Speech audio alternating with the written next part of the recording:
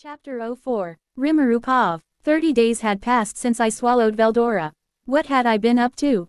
Well, think about it. If you were reborn in another world, what would you do? I mean, I am slime now. There isn't much I can do. Back in my old world there isn't any novel or manga about slime, so I don't have any reference for any slime battle moves. So I've been spending my time thinking about some new signature moves a handsome slime like me can do. Am I right, Raphael? Less than yes, greater than Raphael. I knew you will understand, partner. I wanted to use some magic but I don't know how, and according to Raphael I am incapable of using magic at a moment. To use magic I have to either learn through book or analyze some else casting magic. So magic is out of question. So I continued to roam around while thinking about my next move. Along the way, I'd also been consuming any particularly odd-looking herbs or glowing rocks I stumbled across. There was a fair amount. I was still in the region Veldora described as teeming with local magic, and nearly everything I found there was hippocute herbs. Which was about what I figured. Healing potions for me, I suppose. Also found that most of the glowing stones and such around here were what was called magic ore, which could supposedly be refined into a metal harder than iron or steel and highly compatible with magic.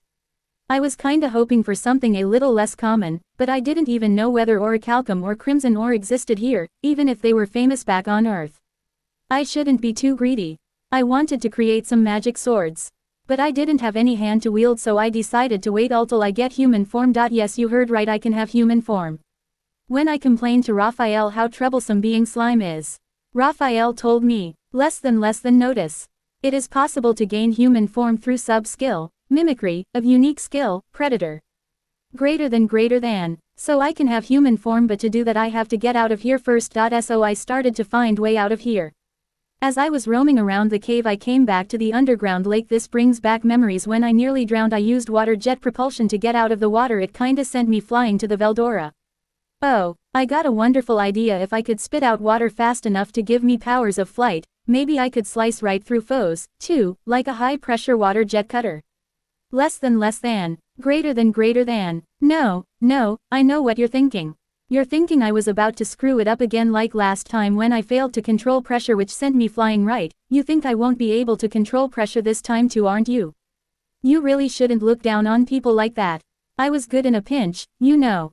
They always wrote that in my report cards at school and stuff. Excellent work when he applies himself.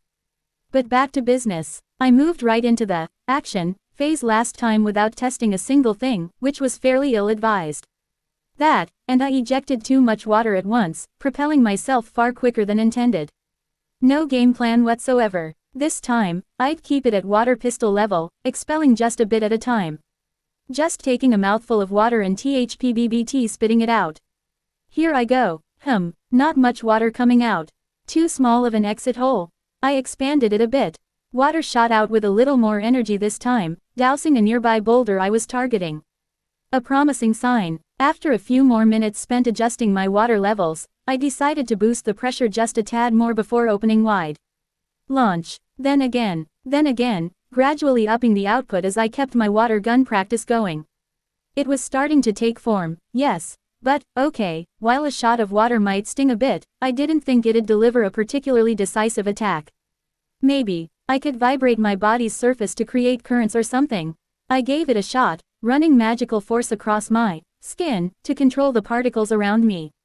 The vibration ran across my entire body, so I tried to point it in a single direction, and that was all it took to get me moving.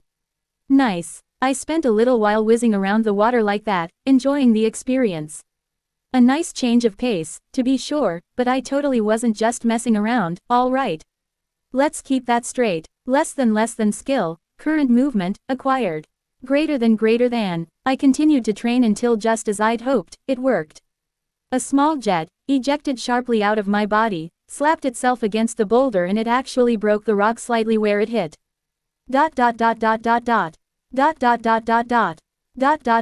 After a while the cylindrical shot of water fought through the air resistance fast enough to leave afterimages, just like a blade, then slashed its way right through the rock. With enough force to astound even me. It was the pinnacle of my efforts, the best results of my week of practice. Less than skill, water blade, acquired. Greater than. Less than skills, water pressure propulsion, current movement, and water blade acquired. Combining and upgrading to extra skill, control water. Greater than 150 days had passed since I got reincarnated at the banks of this cavern lake. Was I nervous? No, I still couldn't talk, exactly. I had no vocal cords, and I'd been poking around my body for something I could use as a substitute, but no dice yet. Staying here until I had more success was one option, but unlike with the water blades, I really had nothing to go on. For now, it'd have to be telepathy or nothing, and if my would-be conversational partner couldn't use that, then so be it. Not the greatest of situations, but there you go. Either way, I couldn't goof around in here forever. I wanted to see the outside world, and if I could, I'd love to run into some fellow Japanese otherworlder castaways. Learning some magic could be fun, too. Veldora wasn't giving me any particular responses or signs inside me.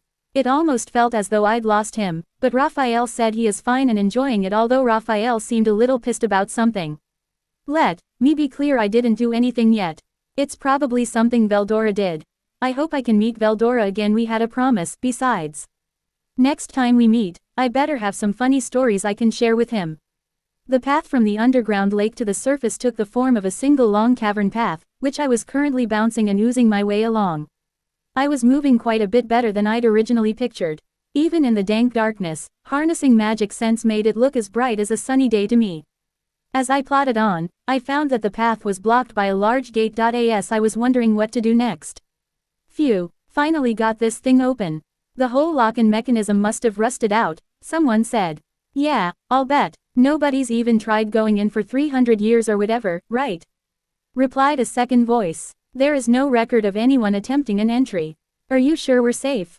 We are not leaving ourselves open to sudden attack. Commented a third. I was wondering about that, actually, the third replied. Are you sure that's the truth, Cobble? A basilisk is a B+ ranked monster. You truly handled that by yourself. Quit playing dumb. I'm B ranked, you know. Some huge reptile ain't gonna faze me. Opening parenthesis question mark, closing parenthesis. Alright. Just keep your guard up, if you could. And remember, we can always use my escape skill if things turn sour. Can we save the friendly chit-chat for later? The first interjected. I need some quiet. It's just about time for me to activate concealing arts. 3 of them, it sounded like, none of them making much of an effort at stealth. And I understood everything they said, too. Odd. Less than received. Your magic sense skill can be adapted to decipher sound waves that have willful meaning stored inside them. Greater than. Okay, so I couldn't speak to them, but I could get what they were saying. That was good, as I was wondering what to do. The slim man leading the trio did something, and the 3 of them suddenly began fading from sight. Not entirely, mind you. He did mention concealing, something or other, some kind of skill, presumably. I wonder what he learned that for. Not for sneaking into people's bedrooms, hopefully.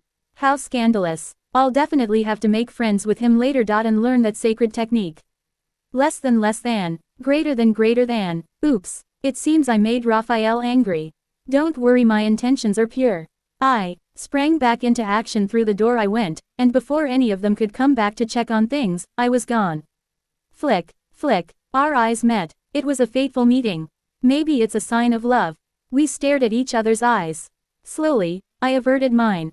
There was a gigantic, ominous-looking serpent in front of me, a jet-black one with thorned scales, tough skin, and an appearance that made the snakes of Earth look positively cuddly.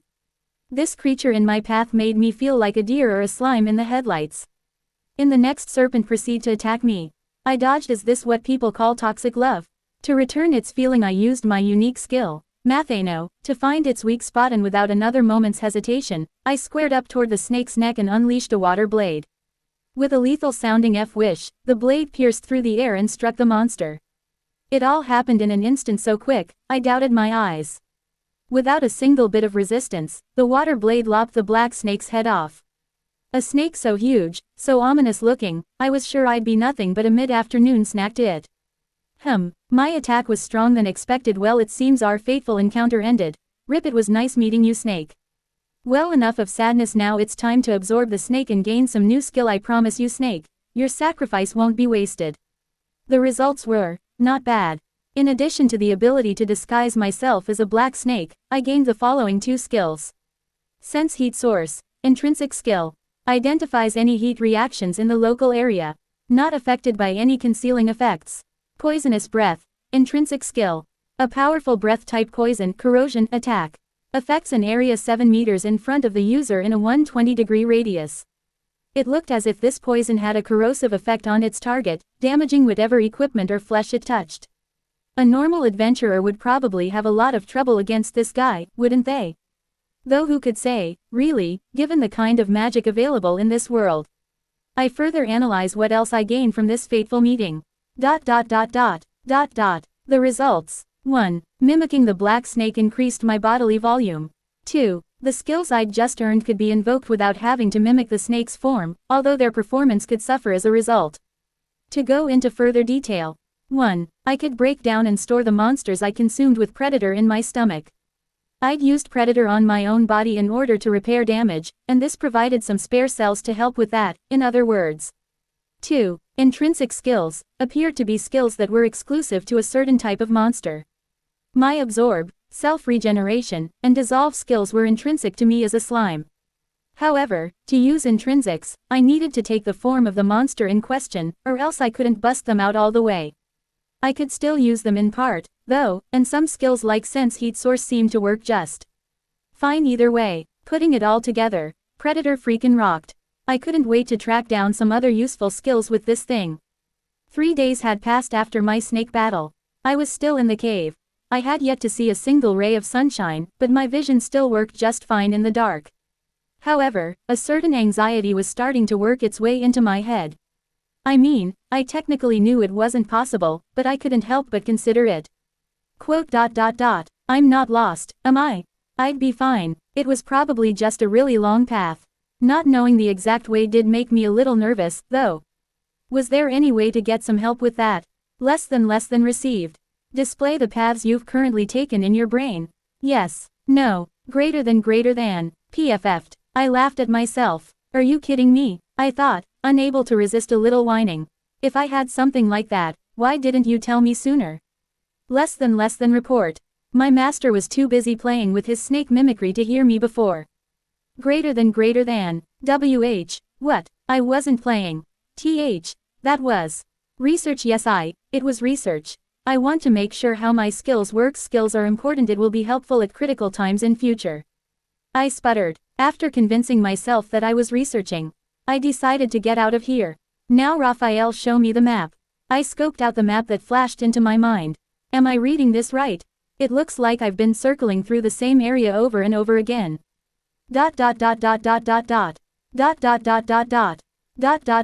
Following the map in my brain, I delved into a branch of the cave I'd never bothered trying before.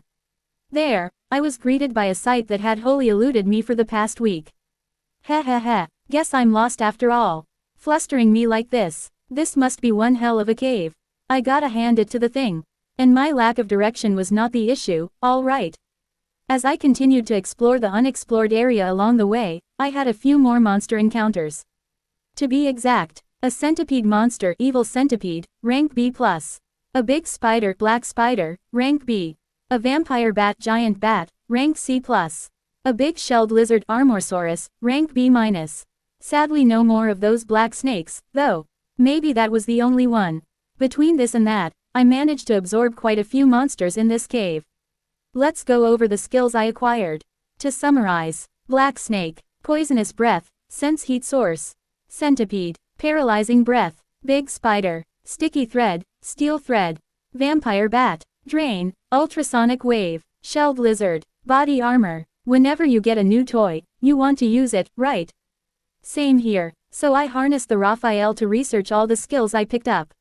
First, the spider. Who wouldn't want to imitate that famous superhero who does all the spidery stuff?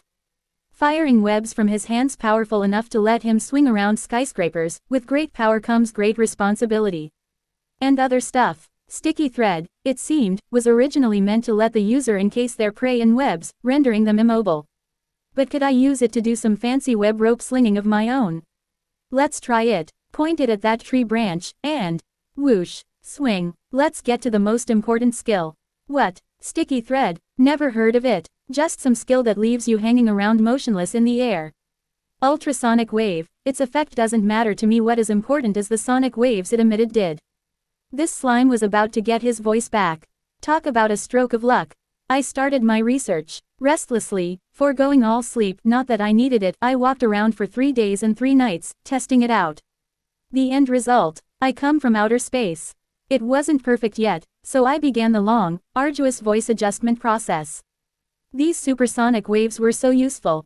I thought I remembered reading something about a weapon that used sound waves. A sonic buster or sonic blaster or something like that. Could I do that? Less than received.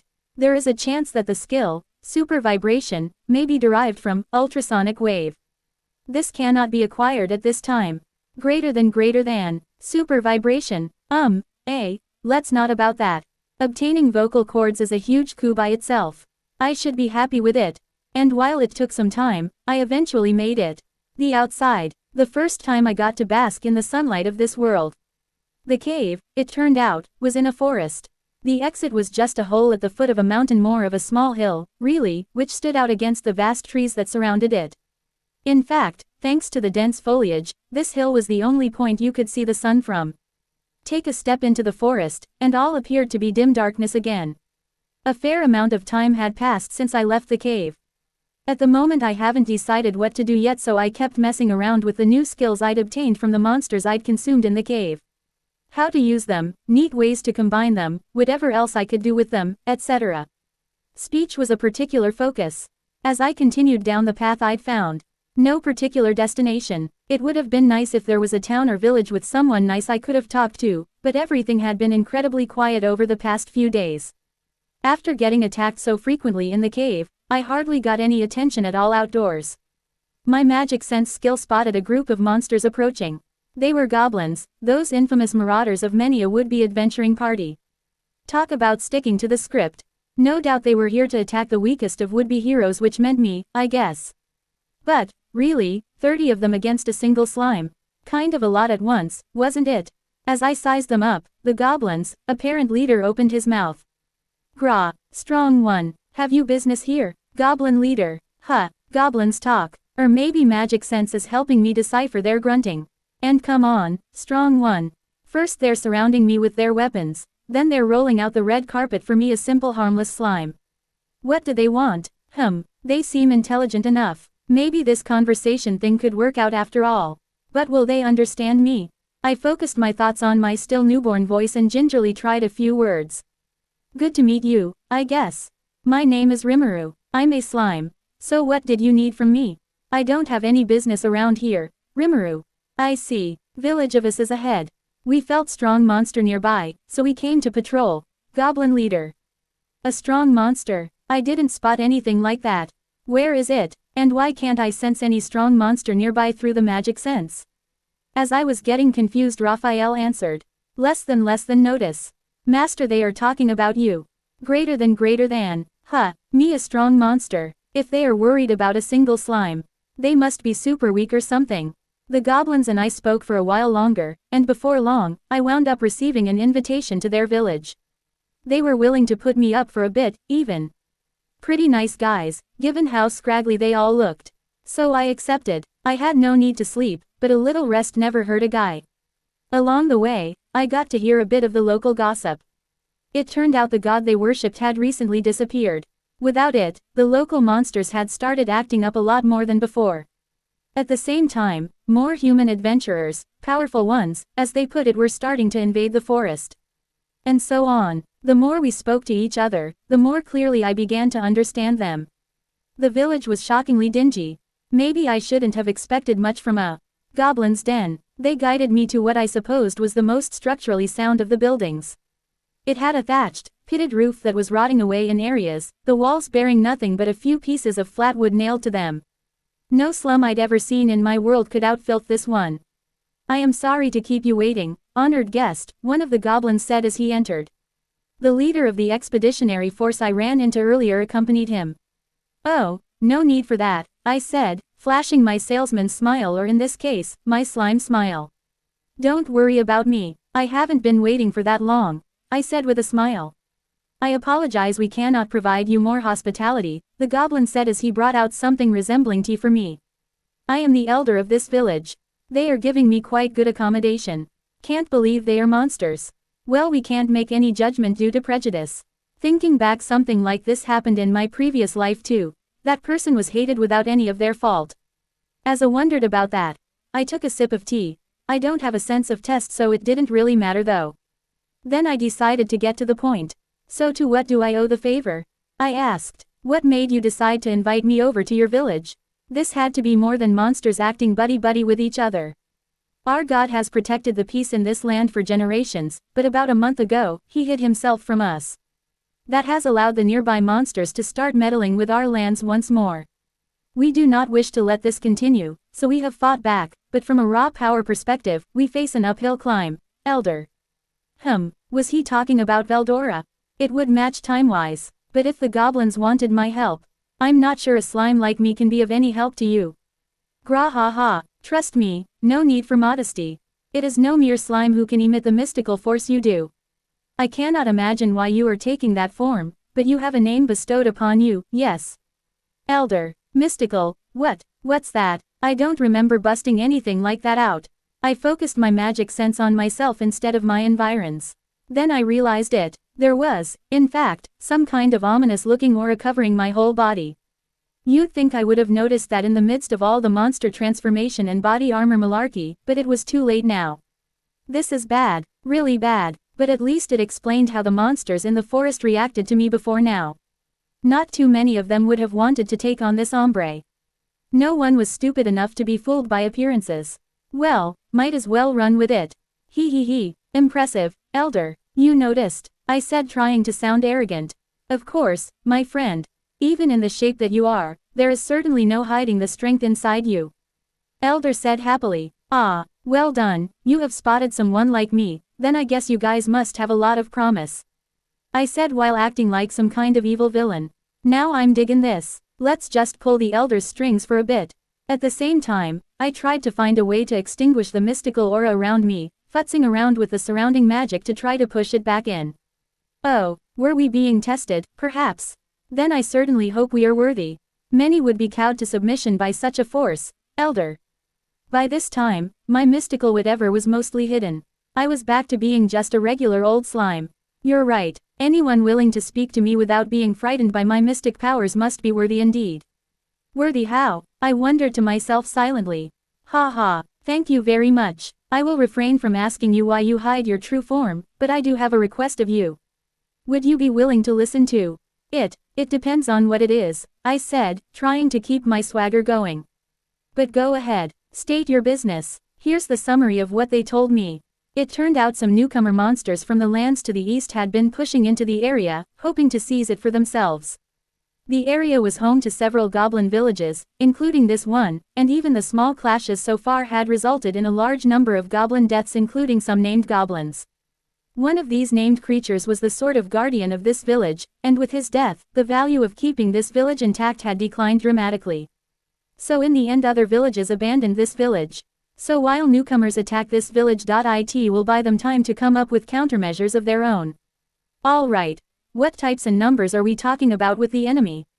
I asked. They are direwolves, we believe, certainly wolf-like in appearance. Under normal circumstances, it would have to be 10 of us against one of them for us to have a fighting chance, but they appear to number around 100 themselves while we have approximately 100 residents. Counting our womenfolk, about 60 of them are ready to fight, replied Elder. So these goblin fighters took them on in such small numbers, even though they knew they couldn't win? I asked. No, this information I told you. Those fighters risked their lives to obtain it, Elder. Upon further questioning, the named goblin they'd lost turned out to be both the Elder's son and the older brother of the scouting party. I spent a moment weighing the options, the Elder falling silent as he awaited my decision. Let's get something straight, Elder. If I help this village, what do I get in return? Do you even have anything to give? I wasn't being harsh, okay. I just wanted some information about this world, but if I ask them directly it won't be proper negotiations. It should be more like each party trying to get as much as profits from another. I will help them even if they have nothing to give. Since this happened because Veldora disappeared. And I was the reason Veldora disappeared. It will leave bad taste in my mouth if I left to die despite it being my fault. We shall give you our allegiance. Please, grant us your guardianship. If you do, I promise we will swear our loyalty to you. The elder said with the eyes of someone who was relying on me to say the right thing. I reflected on my past life. When someone was in trouble and I can help them, I always did it. Even if I bitched and moaned about it at first, I was never able to say no to anyone who was in trouble. All right, don't worry, I will protect you. I said with a kind voice as much as I can to reassure the elder. Sniff, sniff, thank you very much. We promise we will never forget such kindness, said the elder while crying with tears of joy. Elder kneeled down on knees followed by all the other goblin. Then all of them shouted in unison, we pledge our allegiance to you, Rimuru-sama. A woo. Suddenly I heard a loud howl indicating the beginning of a battle in a goblin village. To be continued.